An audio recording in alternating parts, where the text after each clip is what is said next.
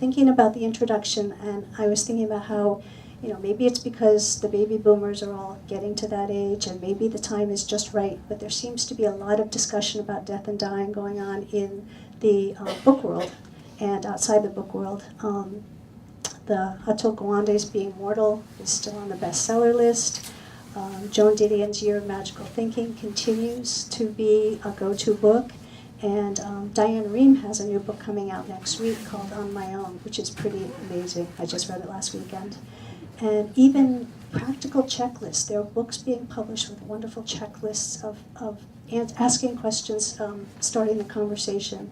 And it seems like we as a society are ready to start the discussion. So we're very happy tonight to welcome Irene Kacandes, and Steve Gordon, who wrote Let's Talk About Death.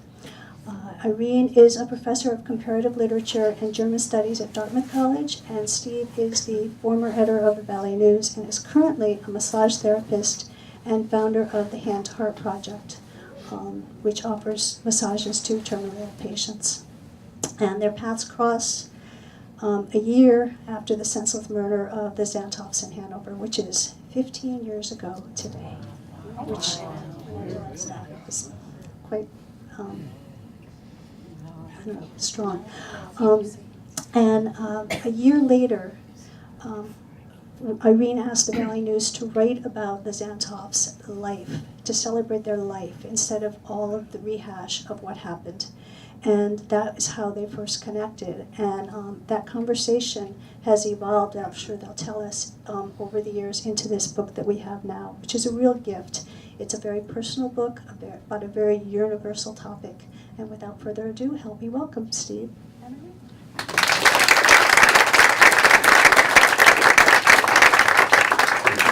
Well, thanks so much, Liza, for that beautiful introduction, and thank you for everything that this bookstore and our other local bookstores do. We couldn't live without books, and I see that there are all of you in this room because you feel the same way I do. Can you get closer to the mic? Even closer? Thank Okay, you. is that good? It's better. Yeah? So, Liza's already given the origins. She originally suggested 2 dates to us for this, and I felt very mixed about doing it on this particular anniversary, but in some ways it gives me a way to publicly honor 2 people I really, really loved. And I would just mention that there are other people that this book honors, usually who remain anonymous, but unfortunately they are not the only people we've lost who come up in this book. I would just add to what was already said that the book also has its origins, in addition to that original contact, which was not initiated just by me, by the way. Many of you know that the Xanthoffs had a very large, close circle of friends. So Alexis Jeter, an independent journalist, and I originally were the ones who contacted Steve, and many people wrote about them for that first anniversary. What you wouldn't necessarily know is that I am a very loyal reader of the Valley News, and many years later I saw an article about a new nonprofit organization, and it was co-founded by this guy, Steve Gordon, and I thought, hey, wait a second, I know Steve Gordon, sort of, and I actually hadn't met him, but I talked to him on the phone, etc. So Steve made this kind of midlife career switch that was very instrumental in us meeting, because I was so impressed with the idea of Hand to Heart, which you'll hear some more about in the course of the evening, that I sent off a check. And eventually, having known that this nonprofit existed, as a teacher of a very fundamental course, and my colleague Laura, I think, has even taught this course, Sex, Gender, and Society for the Women's and Gender Studies program, the introductory course, we want our students to understand the context in which they're living. So I started an exercise where they had to talk to people who ran local nonprofits, not necessarily the big international ones, but local nonprofits. And so I contacted Steve around that, and he was wonderfully cooperative, as he had been the first time around. And that went back and forth for more than 1 year. And by that time, I had 3 very, very ill people in my most inner circle, my brother-in-law, my mother-in-law, and my father. And those caretaking situations were really weighing me down. So Steve said, well, you know, I have these DVDs that you can listen to. It's called Being with Dying. It's by Joan Halifax. I've studied with her. Maybe that would be a help. And again, no physical contact between me and Steve. He mailed me the DVDs. I listened to them right around this time of year, February, many years ago now. And they were helpful. They were also complicated. I didn't agree with everything that was there, but some of it was very important to me. And I said, when I returned the tapes, maybe we can talk one day. Mm-hmm. So finally that meeting did happen in April of 2011. And I would sum it up by saying the rest is history, except it wasn't. It wasn't so obvious how we would continue with each other. It was only obvious that I was going to do what I usually do, which is leave the Upper Valley for part of the year. And so we started emailing. And that email correspondence, we thought would discover a topic that maybe we would write about together. And at some point we decided that was the writing, that in sharing that we could communicate our most strong conviction, which is that we all need someone to converse with about these very, very difficult topics. So we thought by sharing our conversation, other people would feel more open to trying to have these difficult conversations. So Steve's going to give you a bit of an overview of what that is actually in the book. So thanks again, everyone, for coming out.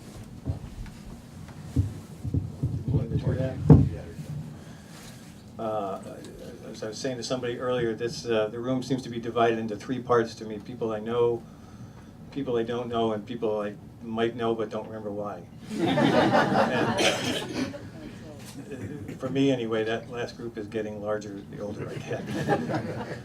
So the book, the point at which we made the transition from thinking that the emails were going to lead to what we might write about to being what we were going to write was about a year in.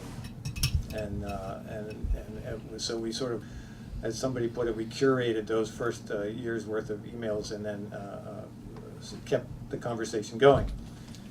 And in doing that, we were finding that we were falling into topics. So you'll see the book is in chapters that deal with topics such as caregiving, grief, end-of-life pain, the question of whether death is ever an injustice or unfair, and others. And we're going to read tonight from an exchange from one of the chapters, so you get an idea of some of the back and forth. And then we're each going to read something that we're choosing. We're not going to present it as an exchange, but just something we each wanted to add to that. And hopefully that'll leave 2 or 3 minutes for questions. So you can already see Steve's the funny guy in the group, and I'm a little more serious. I'm his straight man. I'm his short person and his straight man. Okay. All right, here we go. So this first passage that we'd like to read to you comes from a chapter called How Do I Handle Pain at End of Life? Kathy, there's a chair for you. It has your name on it, so you can come right up here. Kathy Kirkland is my dear friend in college. She's in palliative care at Dartmouth Hitchcock. We're glad you can be here. And the one piece of information I need to give you is that my brother-in-law was the same height as Steve Gordon and also had the same first name. So this letter can sound a little more confusing than it has to be because this person I'm speaking about is also named Steve. He was diagnosed with a chordoma, which is a very rare, fortunately, rare kind of tumor that starts in the spine. So the letters are located in a place because especially I was moving around quite a bit, and they're dated. So here we are at Berlin, Germany, 5th of December, 2011. Dear Steve, we never know what's truly going on inside of another human being, but as far as I can tell from what he says out loud, there's a part of my brother-in-law, Steve, that still hangs on to the idea of healing, of beating his disease. The afternoon I arrived for a visit, he and I were conversing in the couple's bedroom, transformed since my summer visit into a sick room with a proper hospital bed and accoutrements. Steve told me he needed to eat more so that he could regain his strength and get out of bed. On some level, I suppose most of us would automatically salute this attitude as life-affirming and positive. I have trouble doing so because he connects resuming a normal life with refusing adequate pain medication. The current physical reality, I've been told, is that there are so many tumors in his body and they're impinging on so many of his vital systems that not only will he not walk again, his death is also very near. You will know better than I what kind of pain tumors can cause. When my brother-in-law's pain hits a certain level, he starts screaming. And then it usually takes until the arrival of a qualified member of the National Health Service to give him a shot of morphine before he can calm down and be more comfortable. As attentive as the NHS has been to him, that can still mean a few hours of excruciating pain for him and the sound of his screaming for everyone within earshot. That's the scenario that unfolded during my visit with my London family last week. I believe it would be upsetting to just about anyone to hear the sound of someone in so much pain. I was and still am feeling a lot of sadness and plenty of confusion. It's hard for me not to wonder about Steve's refusal of pain medication until the level of pain gets so bad that it causes that kind of screaming. Pondering justice as you and I have, I also find myself wondering about Steve's right to do what he thinks he needs to do to stay alive, to keep himself motivated to stay alive, and about the cost that others, particularly my sister and my nieces, might be paying as a consequence of the choices he's claiming for himself. I feel like I must be an awful human being to write such a thought, even as I know I am being honest.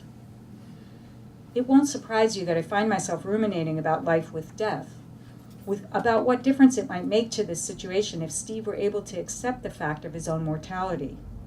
My sister's been urging her husband to write letters to their 2 daughters, letters the girls might perhaps read when they graduate from university, marry, or experience some other occasion in the future when their father won't be around, and they will surely be thinking about him and what it would be like for them if he were there. According to what my sister reports, Steve refuses to try to compose such messages because that would indicate that he'd given up. It seems to me that there's a key to a larger issue for all of us in Steve's behavior. What would it take for an individual or a whole culture to not equate the reality of mortality with defeat, with giving up on life? What articulation is needed to think of acknowledging that we die as an embrace of life itself? Accepting one's impending death could free one to do some things that couldn't be more life-affirming. For instance, to demonstrate one's love for one's spouse and kids. In the case of my family, that might mean consciously choosing to act out of love for others by taking more pain medication or by writing letters. I feel a real urgency to try to express this coherently. Does my logic make sense? Can you see conscious acknowledgement of our mortality as leading to an embrace of life itself? Irene.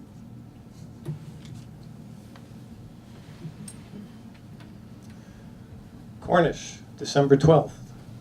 Dear Irene, sure it does. A lot about the story you told in that letter is familiar, and much of it makes sense, including your brother-in-law's decisions, even if I would wish them to be different.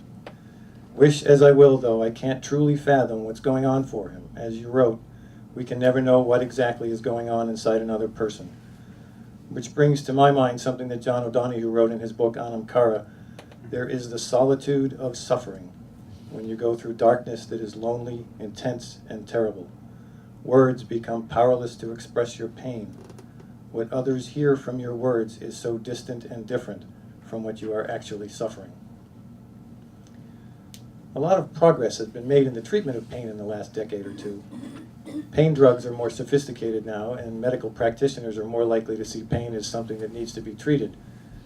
And yet extraordinary pain, breakthrough pain as it is sometimes called in chronic pain sufferers, does sometimes require drugs that leave one feeling muddled or sleepy or out of it. That is not true as often as it used to be. Many people's end-of-life pain can be managed these days without sedating them into semi or complete unconsciousness.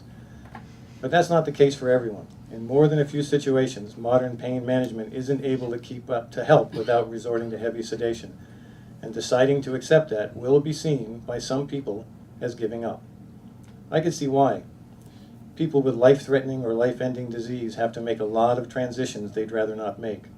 Giving up a job, giving up driving, adjusting to a new body image, giving up the various roles one has in various relationships. One of the biggest transitions must be letting oneself be medicated into less awareness. It's not like going under anesthesia for surgery with the expectation that you'll be awake again soon. It must feel like nothing less than releasing one's hold on life and personal identity. As much as I can sympathize with the dying person in pain, though, I also understand what you're saying about the impact such suffering can have on the people nearby, especially family. How hard must it be to hear your husband or father bellowing in pain? How seemingly simple a thing for the sufferer to accept medication that would spare his loved ones that experience.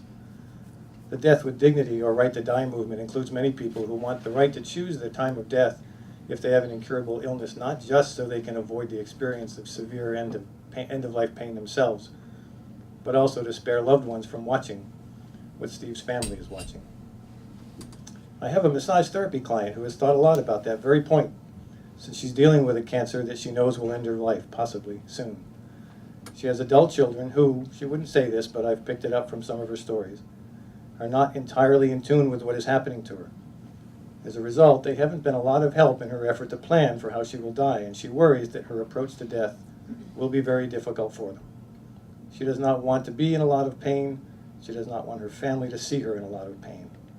Pain seems to be what she fears most about dying, more than the dying itself.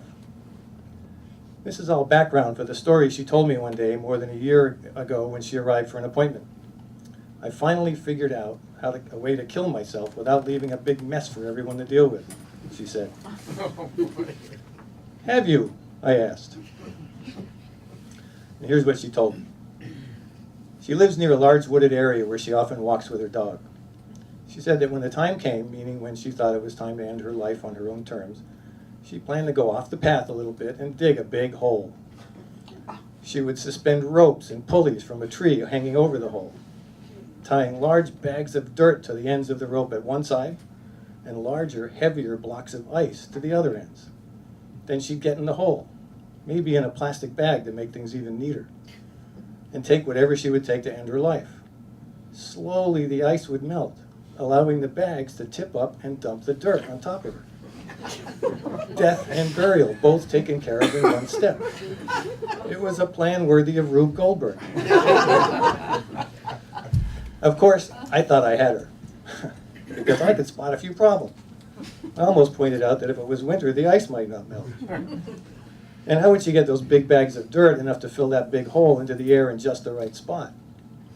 Instead, I noted only that when the time came for her to take a big step like that, she probably wouldn't be in any condition to dig a hole in the woods. You're right, she said thoughtfully. I'd better start now. I don't mean to make light of pain, especially intense pain at the end of life. Losing life is probably the biggest transition we'll make, even if we don't know what the other side of the transition is. Most of us will find it intimidating and a little or a lot frightening. In the midst of that turmoil, add tremendous pain. Is it possible that the two together are worse because they are together? That the whole is more than the sum of the parts? Would the same amount of pain in a non-life-threatening condition, maybe shingles or a bad fracture, be easier to cope with because recovery is assumed? If so, that would bring us back to the potential benefits of shifting our relationship to mortality.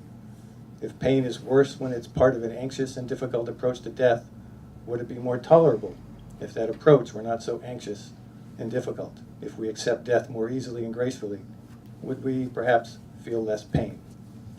Steve. Lebanon, Saturday, 17th of December, 2011. Dear Steve, well, we are now once again only about 20 miles apart. I hope that means we'll talk face-to-face soon. However, with me still trying to unpack, I hope you'll let me continue by email. I want to thank you from the bottom of my heart for your thoughts of 12th of December. They were profoundly helpful to me, especially the ones about what decisions to take pain medications might feel like to the sufferers. I now see more clearly what you're saying about all the major transitions people with debilitating or terminal illness face, and how each of those transitions can feel like a major loss. With my 3 family invalids, and alas several friends too, experiencing major pain and probably soon their mortal ends, I think it'll be important for me to develop deeper knowledge and sympathy about what life feels like for them now. I should be asking myself more frequently what might be the causes for behaviors they're displaying, decisions they're making, or things they are saying. I also appreciate your query about whether acceptance of the general idea of death or the specific imminence of one's own death might affect how pain is experienced. Your train of thought led me to remember New Englanders who have given me ideas about what I might choose for myself if I learn that my death is likely near. Interestingly, like your client, they're strangers to me, and yet I feel they've modeled ends I will try to emulate if the circumstances allow. The first was Mike, the elderly husband of an administrator at Dartmouth. I couldn't tell you the exact year he died, but it must have been more than 10 years ago because Susanna Santop was still alive. I learned from her about the decision Mike had made to discontinue any treatments, stay at home, and stop eating. As I understood it, he said his goodbyes to his kids and friends, and with his wife moistening his lips or giving liquids as he desired, he simply got weaker and weaker until he passed away. I learned the story of the other individual from our local public radio station. A daughter recounted her mother's end-of-life sequence. The mother had had a stroke, been transported to the hospital, and received treatment there, which she experienced as painful and unnecessary. I don't remember any of the actual details that might explain why she felt that way about her treatment. What I do remember clearly is that when she returned to her own home, she talked it over with all members of her family and had them post signs around the house, including near the telephones, that stated if she had another stroke or any other major physical breakdown, she was not to be resuscitated nor taken to the hospital. I don't remember if they used some standard do not resuscitate language or if they made up their own, but the signs made clear that she did not want to enter the medical environment again. She wanted to die at home. Here's what happened. She had a few relatively pain-free, comfortable weeks in which she said her goodbyes, and then another stroke occurred. She was conscious but couldn't speak. She looked into her daughter's eyes to make sure the daughter knew she was still determined to stay put and let the stroke take its course. She died right there at home, as she wished.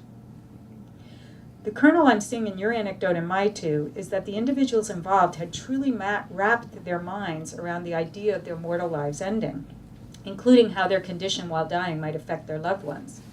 In each case, that thought permitted courses of actions to be contemplated, the mere contemplation of which seems to have engendered peaceful feelings. At least that's how Mike's and the anonymous woman's death were described. It seems to me that if your client can be so lighthearted, concretely thinking through her own death must have had a calming effect on her, too.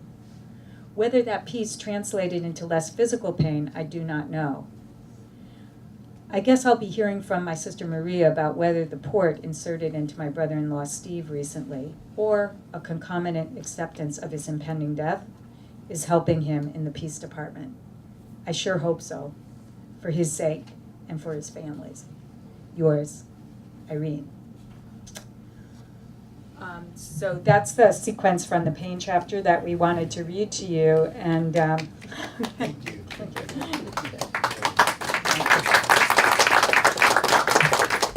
I'll just report that my brother-in-law died 8 days after I wrote those words to Steve on Christmas Day, and my sister reported he died peacefully.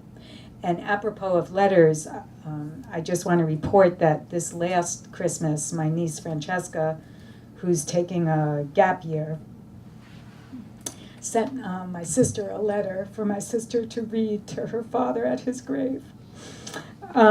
So I just wanted to share that, even though it's hard for me emotionally. It's a very recent event, to show that there is this need, right, for those who survive to have contact with those who have passed on. So if I get into that situation, I'm going to try to write a few letters. Okay, Steve's going to read something else.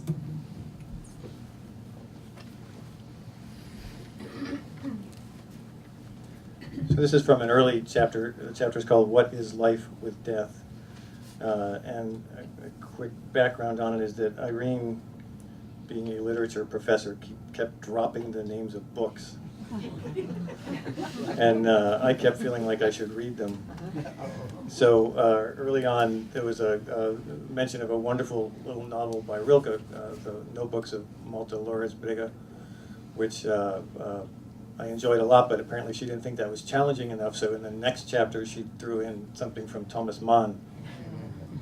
And that's where I pick up here. So Cornish, July 20, 2011. Dear Irene, great. Now I have to read The Magic Mountain. And I know it's going to take a lot longer than reading Malta Lourdes Briga. I did enjoy that short novel, though. Many passages from it keep coming back to me, including this observation by the narrator early on. I am learning to see. Why I cannot say, but all things enter more deeply into me, nor do the impressions remain at the level where they used to cease. There is a place within me of which I knew nothing. Now all things tend that way. I do not know what happens there. I love the mystery in that thought, the recognition that great and important things are happening inside. There's no greater mystery in life than death. No one knows what it will be like, not even the strongest believer in any of the many religious traditions that spell out their notions of death and an afterlife. Belief can be powerful, even powerful enough to feel like certainty, but it cannot be the same as knowledge. That must be among the reasons it is both so fascinating and so frightening to so many of us. It must also be why so many people cling so powerfully to life. If we knew for certain what comes after this life, we might let go of life a little more easily, even when it means losing what we have come to love. But we don't. We battle, fight, struggle against disease and decline. If we're to believe what we read in obituaries, the last days and months of life are often defined by struggle and fight. So-and-so died after a courageous battle with cancer. We spoke briefly during our April walk about being uncomfortable with this militaristic language, this focus on winning and losing. To me, it sometimes seems shallow and misguided, like the loss of an opportunity to engage in a positive, fruitful way with suffering and loss. The late writer and philosopher John O'Donohue made that point in a wonderful blessing that he wrote in his last book called To Bless the Space Between Us. Now is the time of dark invitation, he writes at the start of the blessing, for a friend on the arrival of illness. In the next several lines, he spells out beautifully what it must feel like to have your life taken over by a life-threatening disease. Quote, you feel that against your will a stranger has married your heart. And then he turns from such despair and invites the reader to look at his or her misfortune straight on, to ask it why it has come, to learn from it, to find healing where none seem possible. Quote, may you find in yourself a courageous hospitality toward what is difficult, painful, and unknown. It seems such a civilized, peaceful way to approach illness and dying. But as much as I love O'Donoghue's message, and in particular his wonderful phrase, courageous hospitality, I wonder if it might underestimate the need that people have to control what is happening to them and to resist giving in, even to an incurable disease. I have a middle-aged client who has been in treatment for colon cancer for about 4 years. I mentioned to her recently that I was mulling over the idea that it would be nice to replace the combat rhetoric that people employ when speaking about cancer and other diseases with something less aggressive. She was kind enough not to tell me I was wrong.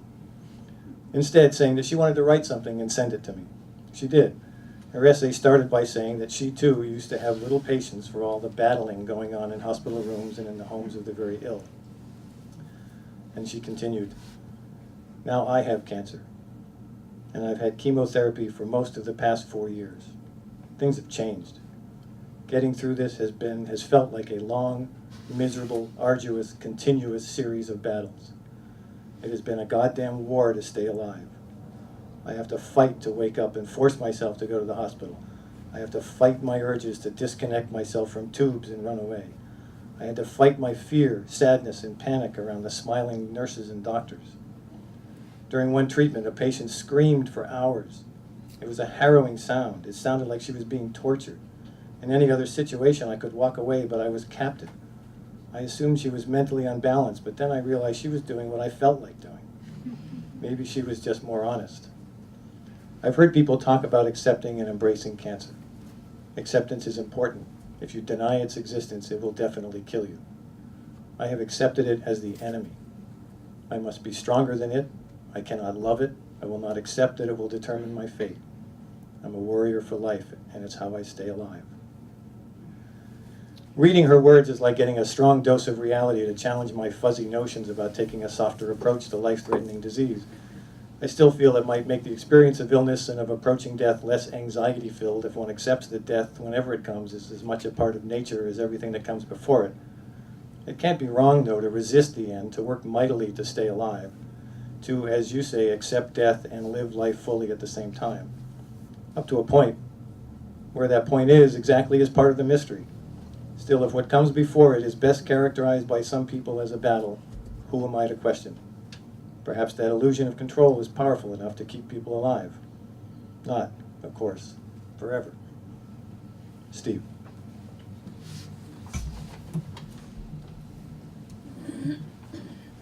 Great, and I'm going to read from a different chapter as well, and this chapter is called Is Sudden Death Different? Lebanon, 2nd of March, 2012. Dear Steve, thinking about sudden death brought to mind something I read last summer, Vous parlez de la mort. The title's not that easy to translate, but it means something like to talk to you about death or talking to you about death. Published in 2003, the author is a man named Bernard Creta, a Swiss from the Canton of Valais. If you don't mind my telling you a bit about him, you'll see that I'll get back to our topic of sudden death. Creta studied theology and sociology. He's probably best known for three things. First, he founded the Society for Thanatological Studies, from the Greek word for death, thanatos. Second, he helped conceive and mount a major exhibition about death, La Mort à Vivre, which could be translated something like to live death or experiencing death. Another echo in the French title is the idea of doing something, à faire. So that strain could be translated as something like to do death, or maybe even to go forward with death.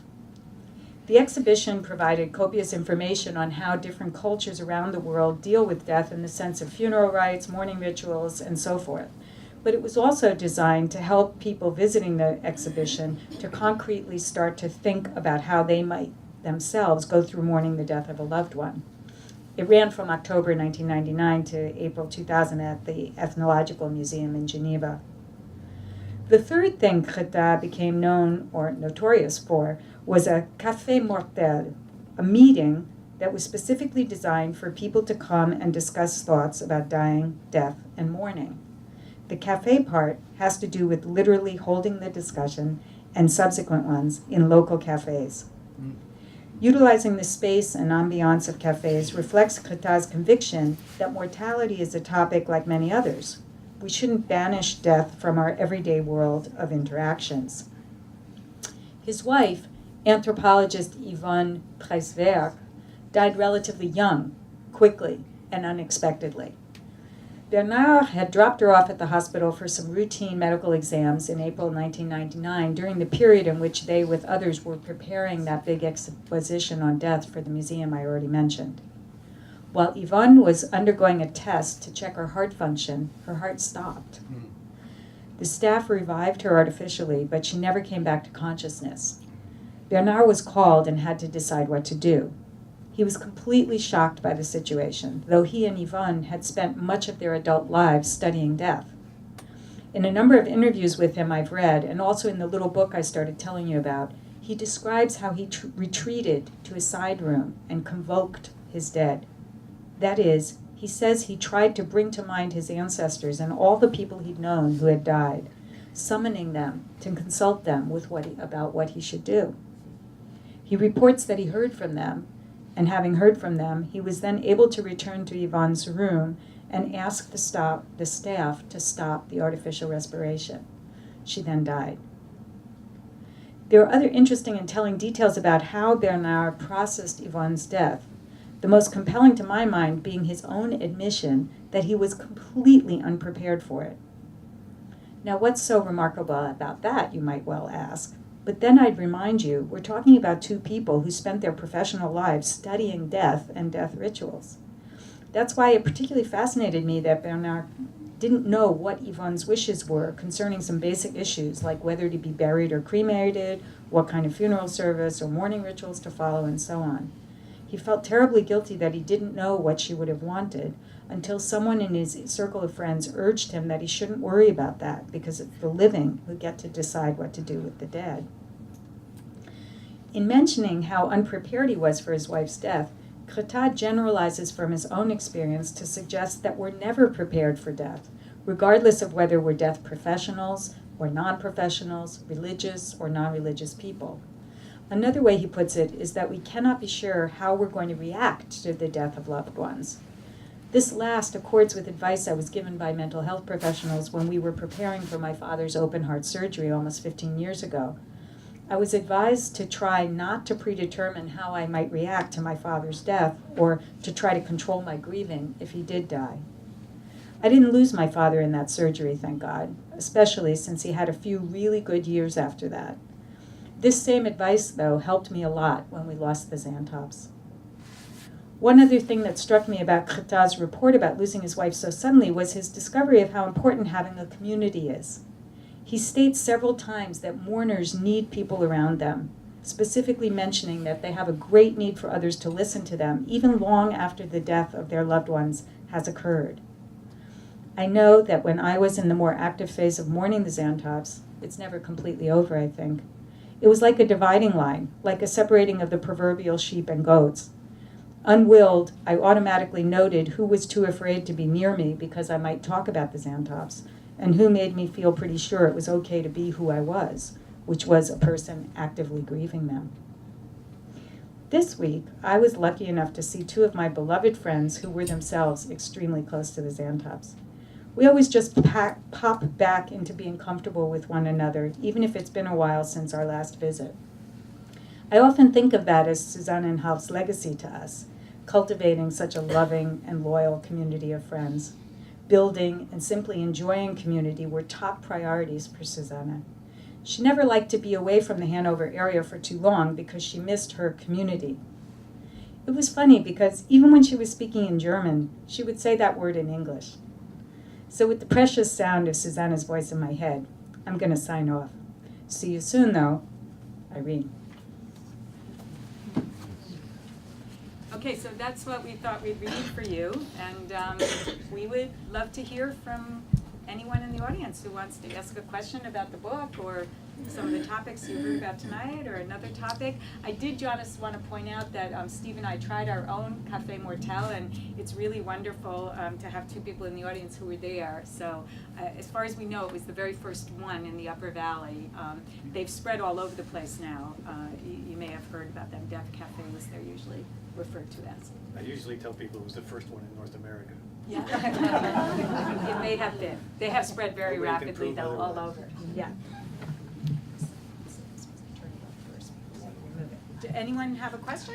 You want to hear more? Tell us what you'd like. So I do have a question about what you read in particular. It's there's so much to think about. I may have followed a path and missed some of the words that you said. But I'm curious to hear a little bit more about the gentleman whose career had been about death, who found himself completely unprepared for his wife's sudden and unexpected demise. Can you tell me a little bit more about what you and he learned around that experience? Well, I think one part of it that Steve and I learned is that no matter how much you do think about it, you can never be sure how you're going to react to someone else's death. I mean, presumably if it's your own death, it's a little bit of a moot point. But one of the things that came out, in our first Café Mortel actually was that it might be a good idea to sort of have a death plan, you know, analogous to the way people have birth plans. And one of the women in the group who mentioned that idea said, you know, and even like a birth plan, if it doesn't go exactly the way you thought or hoped it would go, it still has a value in helping you feel more relaxed and like you have a plan, and also possibly in just making better decisions at that moment. So I'm glad you asked that question because the major thrust of this book is not so much to tell all of you about us, although, you know, whatever solipsistic sides of ourselves we have, that is what happens. But it was really in the hopes that our modeling a conversation between us where we had said inappropriate things, ugly things, funny things, very sad things, you know, that would model for other people having those conversations. Because we do believe that having those conversations, whatever your death is going to be like, it's pretty sure to make it easier if you've had those conversations with people you love and who love you. So is that a bit more of an answer? Yeah. Yes, right. Great. Mhm. Someone else want to take the floor? I was intrigued with your paragraph that talked about. Sorry, just use that so everyone in the back can hear you. Hi, everyone in the back. You wrote about the green burial movement Yeah. and your own feelings about natural burial, which Yes. resonated with me. I wondered what you've discovered since you wrote this about choices in New Hampshire and Vermont. Okay. So there is a portion in the book, Steve and I talk about what to do with the body. and I, by chance, ended up in a seminar with a wonderful woman who's actually quoted on the back of our book, Lee Webster. And she is the president of the National Home Funeral Alliance and the director of the New Hampshire Funeral Resources, Education and Advocacy. And if you have anything to do with a group that's sort of potentially interested in this topic, I would urge you to invite Lee. She gives a wonderful presentation. She has a lot of great statistics, which I don't have right at my hands. So what we've discovered is that, first of all, you have the right to bury a body in Vermont on your own property. A lot of people don't know that. You do not have to embalm a body in Vermont or New Hampshire. You do not have to put a vault over a gravesite in Vermont or New Hampshire, but there are local rules. So for example, my church community is located in Claremont, and the large cemetery there does have a rule about vaulting because it makes it easier to mow the lawn. So we're in negotiations with them right now if they might possibly give us a patch of the cemetery where they would suspend the vaulting rules. So those are just a few of the things. I'm not sure if we want to go into more details. Was there a specific other question that you had? No, or- I just wondered what Yeah. choices Yeah. you're going to You can transport the body, for example, in Vermont and New Hampshire. You need a permit, but those are easy to get and they're available 24 hours a day. So a lot of people just don't know that, and therefore they do whatever the funeral home tells them they have to do. And I think the few funeral directors I've met are good people, but you know, it's a business for them, and the funeral industry makes a lot of money if you embalm, if you have a fancy casket, if you, et cetera, et cetera. Another question or comment? I think I can talk loudly. Okay. I was wondering, in my life right now, two sets of parents living, each one has a partner with Alzheimer's, and processing all of this.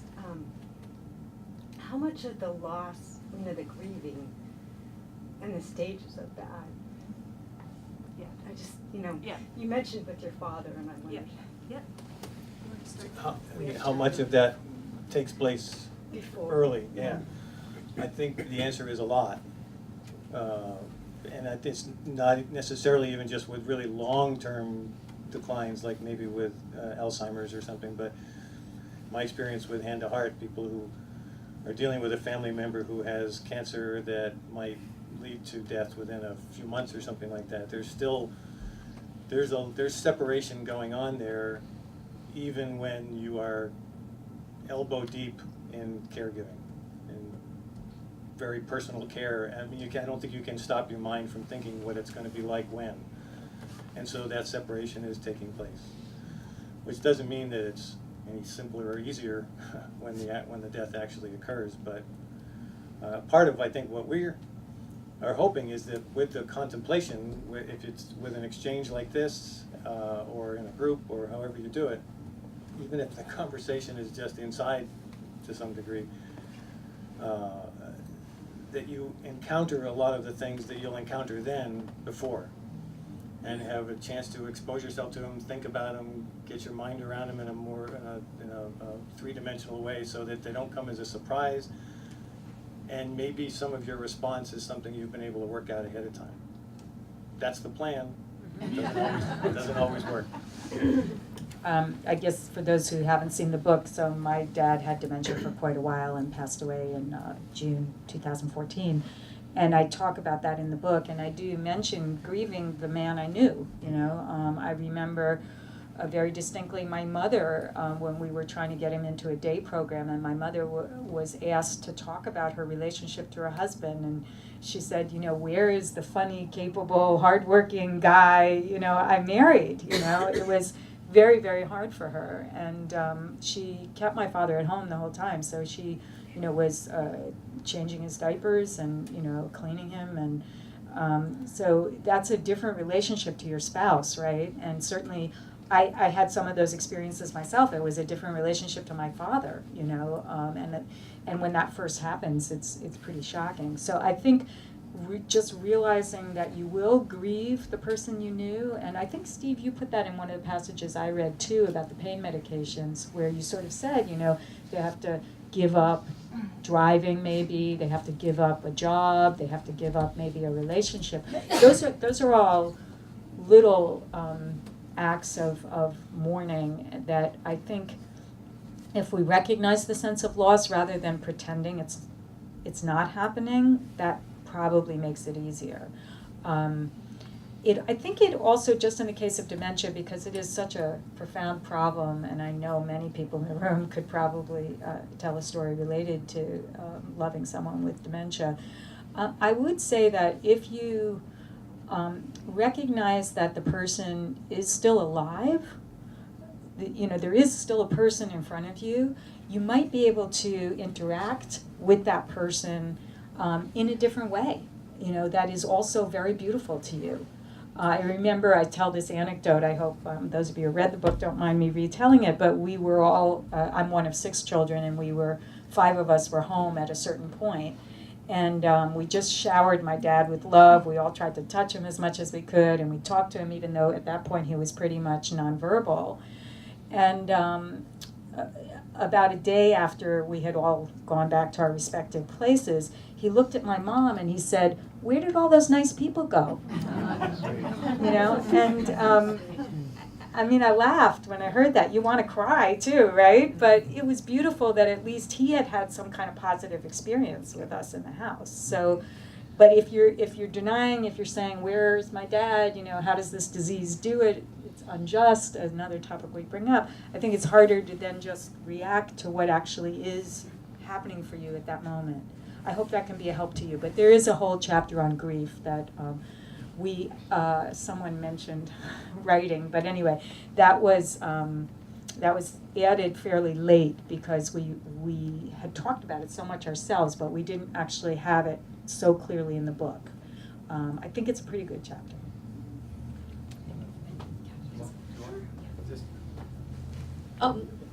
My husband has Alzheimer's. Is this working? Yeah. Okay, and, Keep it nice and close. okay. Steve has been his massage therapist for a long time, pre-dementia Alzheimer's, and continues right to this day. Today.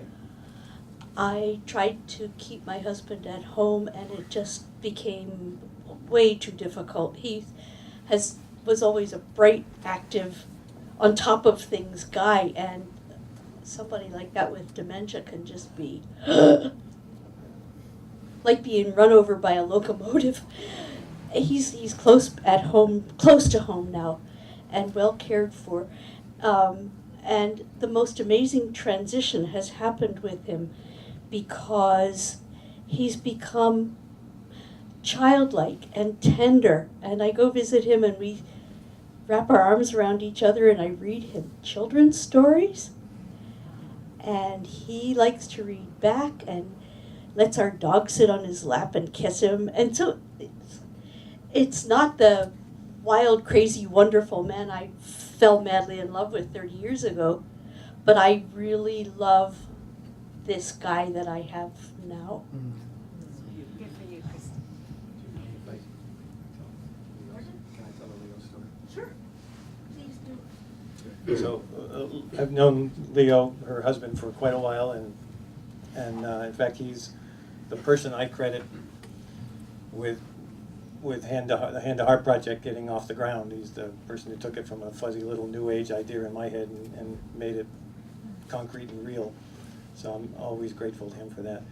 So I go to see him to give him a massage every 2 weeks. It's one of the most wonderful things I do in my massage work.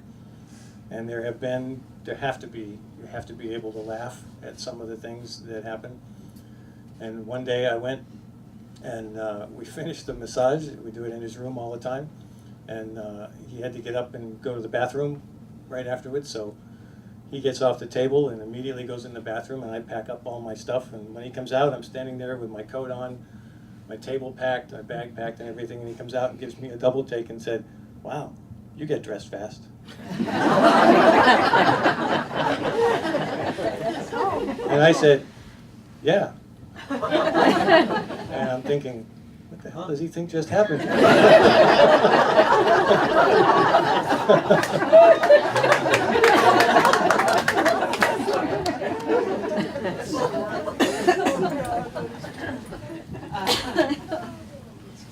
I loved your book, and I wanted to ask about two aspects of it to hear your comments, because these conversations can be hard to have.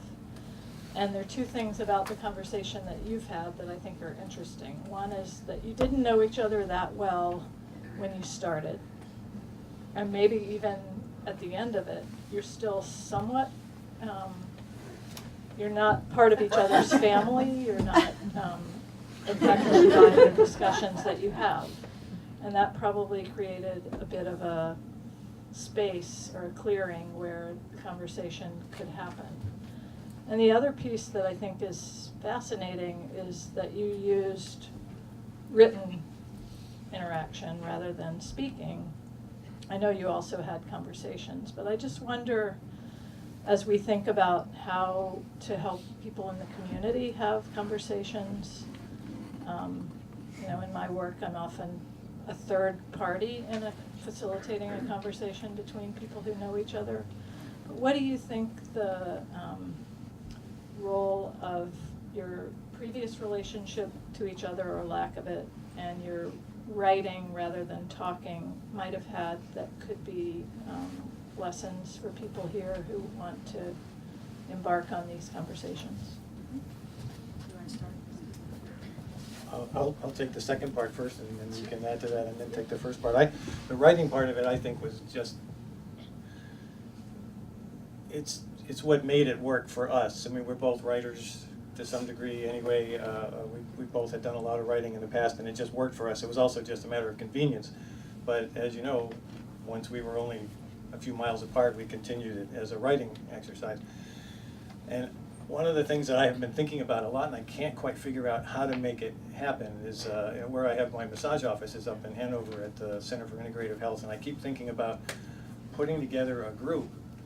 Instead of it being like a peer support group type of thing that would meet all the time, it would maybe even just be one time, but a bunch of people get together and people would pair up and go away with somebody to write to. And the idea would be to just let the same sort of thing unfold. I haven't been able to figure out a way to make that happen, or find people who, if I mention it to people, they say it's a great idea, but I don't have time to because there is a time commitment. I mean, there were times when you were finding little spaces of time to do this, and I was sitting in my chair with a laptop in my lap at 11 o'clock at night sometimes after work and trying to get my entry done. And so it takes a lot of time and commitment, but I think putting it down in a computer or on paper, however, is a wonderful thing. And the way I think of it is, there's nothing like putting down what you think you think. Yeah. And sharing that with someone else who then will react to it and put down what she thinks she thinks. And over time, what you think evolves and maybe settles down a little more to what you really, really believe and or want. And I think, for my taste anyway, writing is as good a way to do that as any.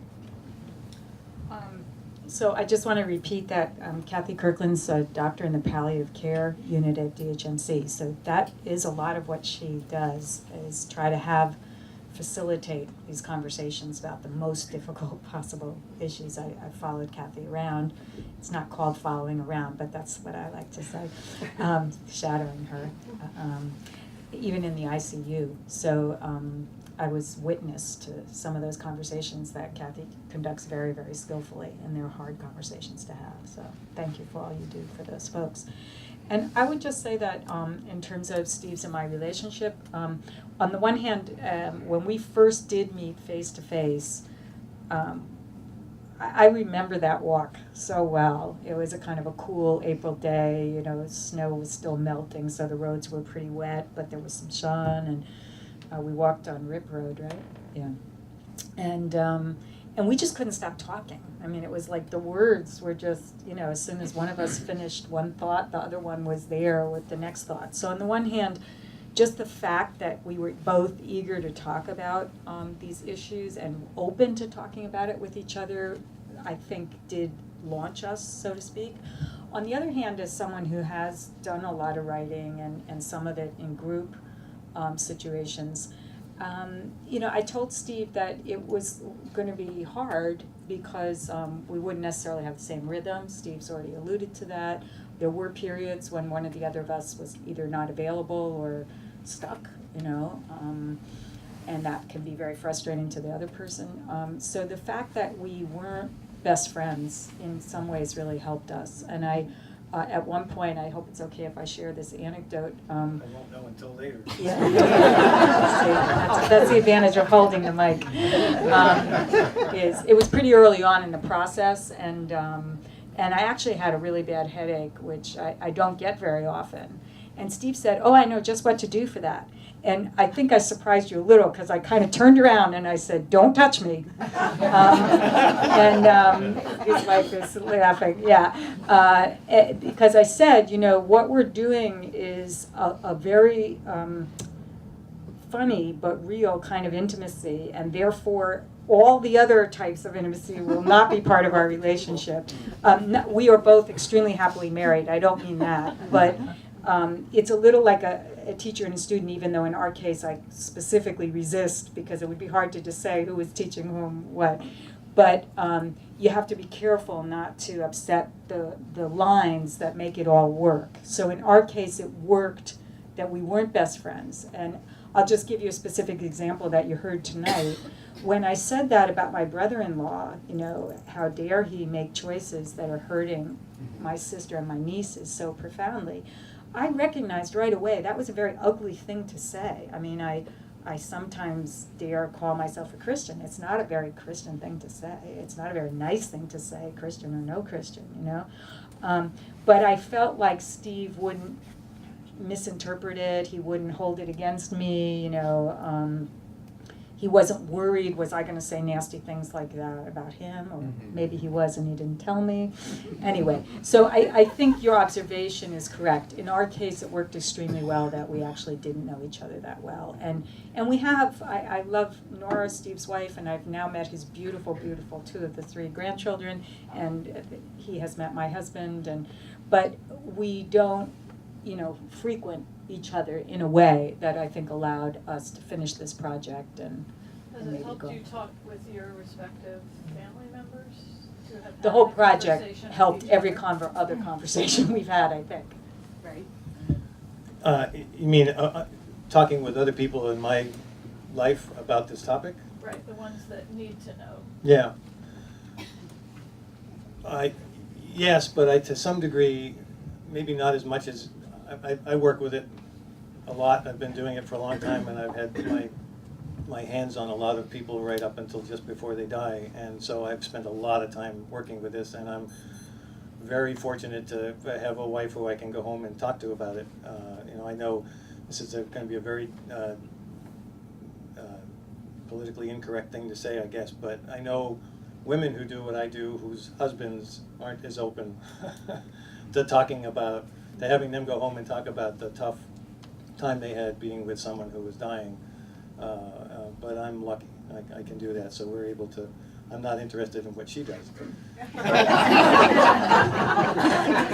In fact, I don't actually know what she does. Yes. I have a question with 2 extremes. First, has euthanasia come up as a subject in your experience, and how was it handled? And second, I have come to believe that humor can be very, very helpful for a lot of people in dealing with grief.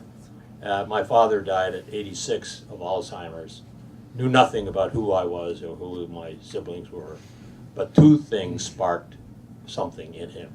One, when I told him a joke that his Irish mother would tell for years about Muldoon and Muldoon's dog, he would wake up.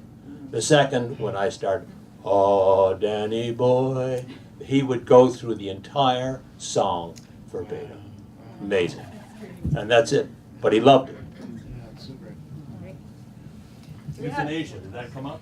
So we do talk about the Right to Die movement. Steve actually knows, we had one client who was very involved, and I think you and I both put that into the book, sort of what the sides are of the Right to Die movement, which is not exactly the same as euthanasia, I would just point out.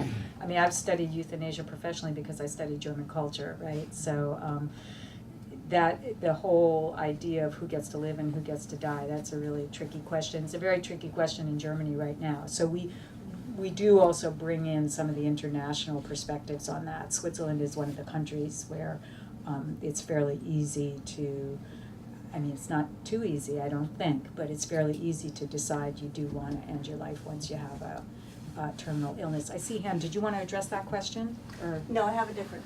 Okay, different issue. Did you want to add anything? Yeah, just say quick, does anybody here remember Ann Ogden? Ann Ogden was very active in the Vermont Right to Die movement, and so she's, I think a little bit of her story is in the book too, and she was somebody I worked with when I was at the newspaper. I was just an editor there, and she was like about that tall, and she was 92 or something, and she walked into the newsroom and asked for me. I'd never met her, and I walked up there, and I'm like this, and she said, "I want you to write my obituary." And I said, "Now?" And she pretty much did mean now, so I ended up going up to her house over the next several months and interviewing her for both for her obituary, but also just interviewing her and transcribing those interviews, so that after she died, I put together a pretty sizable package of our conversations. But she actually, we had an interview scheduled, or a visit scheduled for a Wednesday. It was in May of that year, and on Sunday she called me at home and said, "We have an appointment on Wednesday. I think you should come sooner." I said, "Okay, why?" She said, "I'm not going to be here Wednesday." And I said, "Why do you think so?" She said, "I'm going to see that I'm not." So I went the next day, and we had a brief but very pleasant conversation, and I had a quick hug in the front yard, and off I went. And sure enough, Tuesday night, she had a friend finish reading a book to her, and then the friend left, and she took her pills, and she was gone. And so we do talk about, it's different from euthanasia, but certainly people making choices about their right to die. Absolutely, yeah. Jeannie. Do you want me to take one? Yeah. I don't have to, probably. So one of the things I was thinking about, I think about it a lot. Those of you, some of you know me in the room, my husband died in June. And what's the difference, or do you address it, between coping and getting through and denial? And sometimes I think, you're just in denial. He's not on a trip, and he's not coming back. And then sometimes I think I'm getting through the day because that's what you have to do. And I don't know if you guys talk about that. I haven't read the book. I plan to get it. But, you know, on my good days, I get through the day. And on my bad days, I wonder why the hell he's so goddamn late, you know? So. Yeah, we do address that, and I'm sorry for your loss. We do address just that situation in the chapter on grief, and we try to share some personal feelings about that, but also cultural, right? So I put in there about Jewish traditions from very specific immediately after the death, sitting Shiva, to the kind of closure on mourning that happens in the Jewish tradition at 1 year. And we toss back and forth a little bit about, can you really put a time limit? And Steve shares an anecdote about someone who was told she was taking too long to grieve her husband. And it took her 2 years, I think, or 3 years. She showed up for an appointment one day with me and said she was in her 70s, and she said, "It's been 2 years, and I just now feel like I'm on the other side of it." That's what I noticed. And, you know, I know people who are on the other side of it in 6 months, and other people who are not on the other side of it after 5 years. I mean, I don't think there's an answer to your question except the passage of time, and I don't. It's just it's a fascinating question, the difference between coping and denial.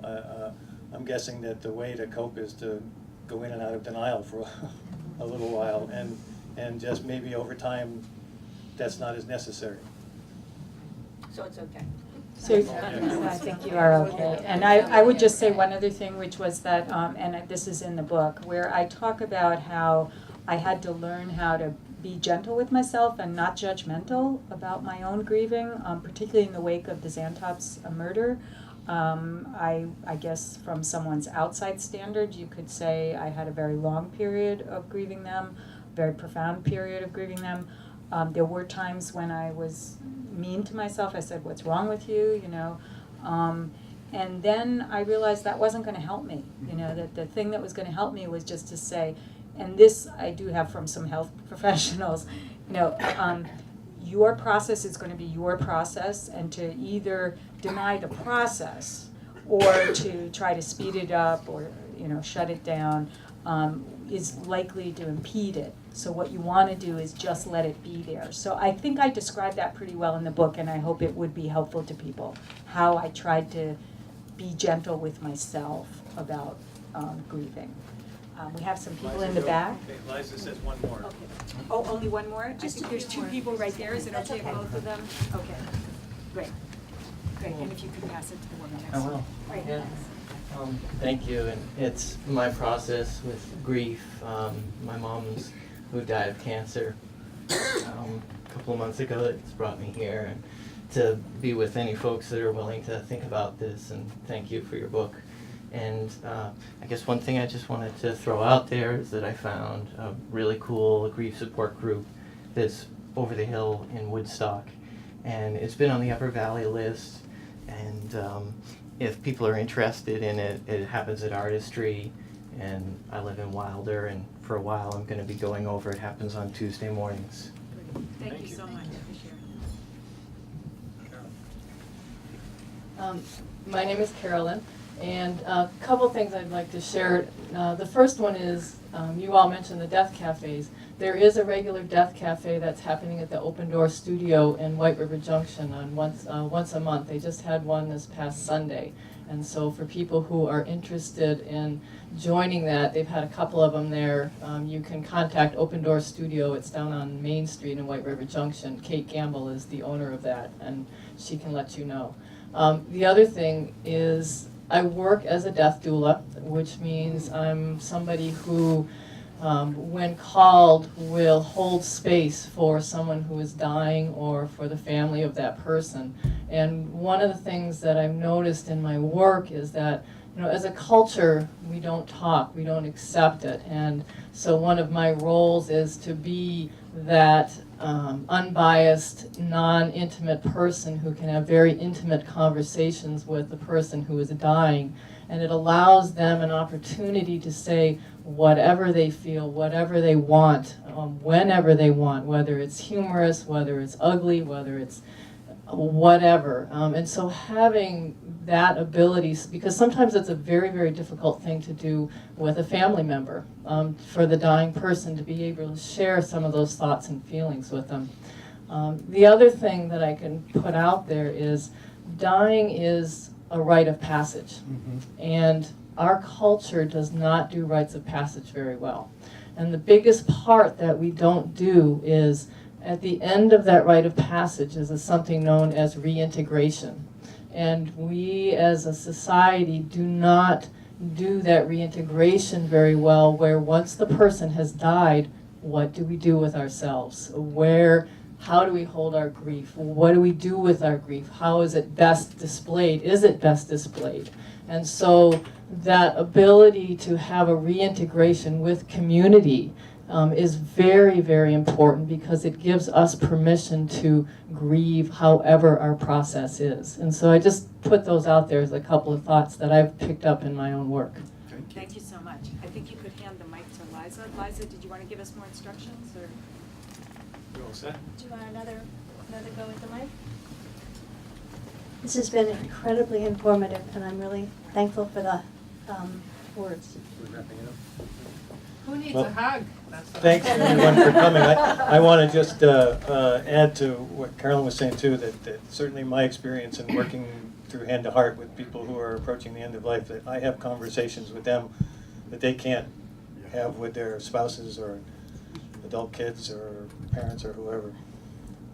And sometimes I think actually been able to help them have those conversations, maybe just because they have it with me first. But that holding space is one of the ways I describe what I do. And anyway, so that's it. Thank you very much. Thank you all.